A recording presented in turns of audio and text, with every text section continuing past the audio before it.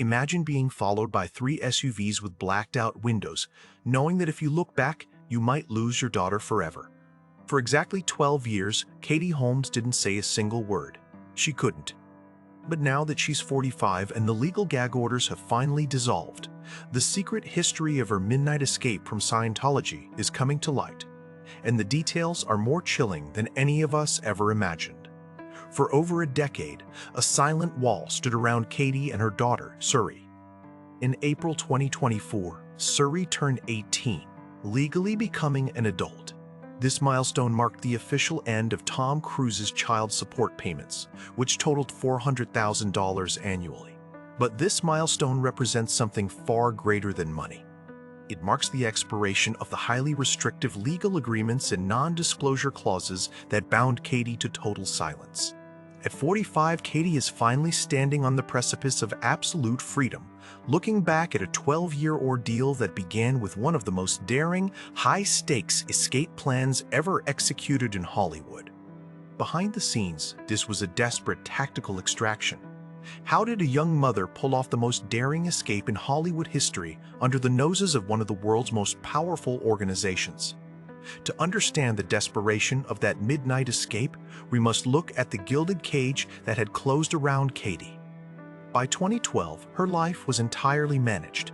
Every housekeeper, driver, and assistant was vetted and employed by the Church of Scientology. She was surrounded by handlers who reported back on her mood and devotion. Friends noticed the once vibrant star of Dawson's Creek had become quiet and isolated, living where her husband was treated as a near deity. The pressure to conform was immense, but Katie's primary concern was always Suri. As their daughter grew, Katie realized she would lose Suri's upbringing to the group's rigid structures. Any conventional attempt to leave would be flagged and shut down by Tom's security apparatus. She had to treat her divorce as a covert military operation. She enlisted her father, Martin Holmes, a highly experienced attorney. Together, they began to lay a digital paper trail that would bypass any surveillance. But just as Katie was preparing to execute her final move, she discovered something in her own home that made her realize she had less than 48 hours to run or lose Suri to the Sea Org forever. Ask yourself, if you discovered your spouse was planning to send your 6-year-old child to a remote indoctrination camp, what would you do? The discovery was terrifying. Discussions had begun about enrolling young Suri in the Sea Org, Scientology's inner core, where members sign symbolic billion-year contracts. Children there undergo rigorous daily questioning and physical labor, isolated from society. Katie knew this was the point of no return. Her father provided disposable burner cell phones, bought in cash by friends to avoid digital tracking. Using them, Katie held midnight conversations with attorneys in New York, New Jersey, and Ohio, spreading the legwork so no single office could leak the filing. She secretly rented a Chelsea apartment under a shell company name, paying the deposit in untraceable ways.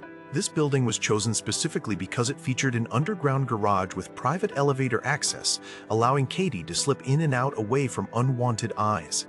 The timing of the escape was chosen with surgical precision. In June 2012, Tom Cruise was halfway across the world in Iceland, filming the movie Oblivion. He believed his wife was perfectly secure and compliant at home in Los Angeles. Instead, while he was on set, Katie packed a few essential suitcases, slipped past her Los Angeles handlers under the guise of a routine outing, and boarded a private flight straight to New York. The moment she landed, she went straight to her hidden apartment, surrounded by security guards hired by her father. When Tom finally received the phone call on his 50th birthday, he thought it was a celebratory greeting. Instead, it was the news that shattered his world. Tell me in the comments, would you have had the courage to blindside one of the most powerful men in Hollywood on his birthday? The immediate fallout was chaotic and highly dangerous. The moment Katie's filing hit the courts, Scientology went into overdrive.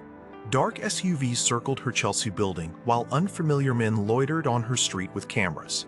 Katie realized private security might not stop a highly determined organization from reclaiming Suri.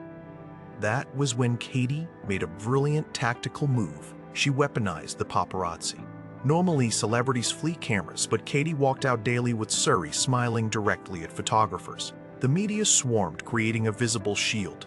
The paparazzi effectively became round-the-clock security, documenting everyone who approached her.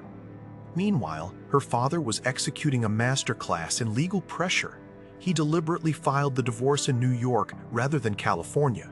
Why? Because California courts heavily favor joint custody, whereas New York courts were far more likely to grant Katie sole custody to protect the child from the religious constraints of Scientology. They pushed for a lightning-fast settlement, giving Tom's legal team, led by attorney Burt Fields, an ultimatum: sign the agreement or face a public trial in New York. A public trial meant that Scientology's most guarded secrets, its auditing transcripts, and its treatment of children would be dragged into open court. For the church, this was an existential threat. They could not risk the negative publicity. Just 11 days after the initial filing, Tom Cruise signed the divorce papers. Katie was granted primary physical custody of Suri, with strict provisions that barred Suri from being exposed to any Scientology teachings or events. But the settlement came with a devastating catch: an ironclad, multi-million-dollar silence agreement that legally bound Katie's hands for over a decade. What was the exact price of that silence, and what happens now that the clock has officially run out? The price of that silence was high, but for Katie, it was worth every penny. She received no spousal support, focusing entirely on Suri's safety. Tom paid child support and covered medical and educational expenses, but the true cost was paid in human connection. Since that summer in 2012, Tom Cruise has been entirely absent from his daughter's life. This estrangement is a result of Scientology's disconnection policy, forcing members to cut ties with anyone deemed a suppressive person.